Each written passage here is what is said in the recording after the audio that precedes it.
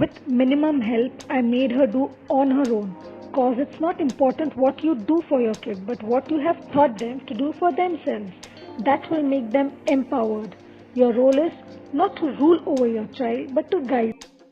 And that was my motto behind sharing these last three activities, which don't look that attractive, but very important for your kids' development.